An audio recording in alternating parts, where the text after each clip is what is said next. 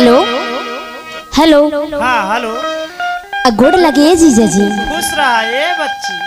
घरवा बैठल बैठल का करे ला, तनी घूम आवा। घरवा के काम धंधा चलत हो। अच्छा एगो बात कही मन बा, सुना कि जीजा छोड़ा घर दुआर कि चली आवा ससुरार, कि जीजा छोड़ा घर दुआर कि चली आवा ससुरार, तो चला घूमे चली आजमगढ़ बाजारिया ना, चला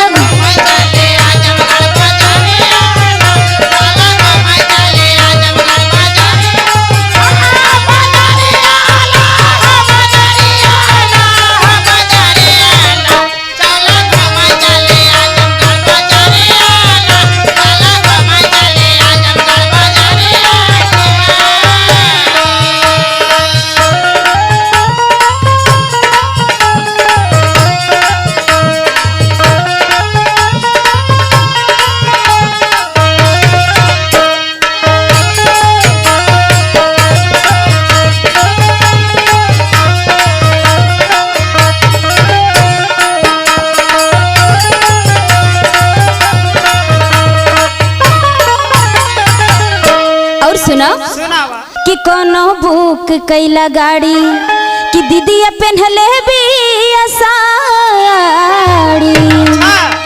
कि कोनो बुक कैला गाड़ी और दीदी पहनले बिया साड़ी, तो साथे साथे आज घूमब कचहरियाना।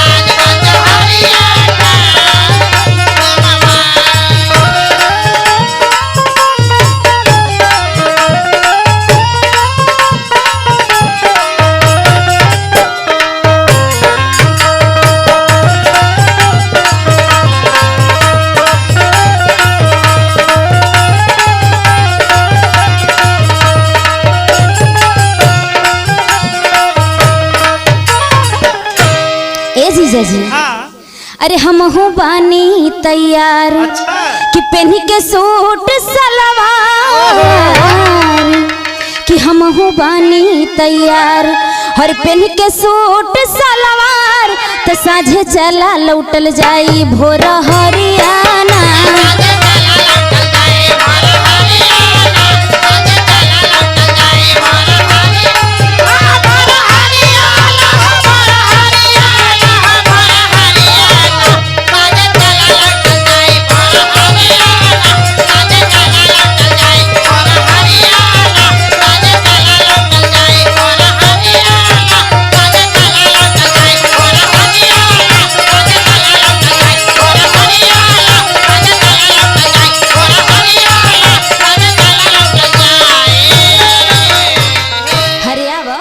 आ जाता निगाली।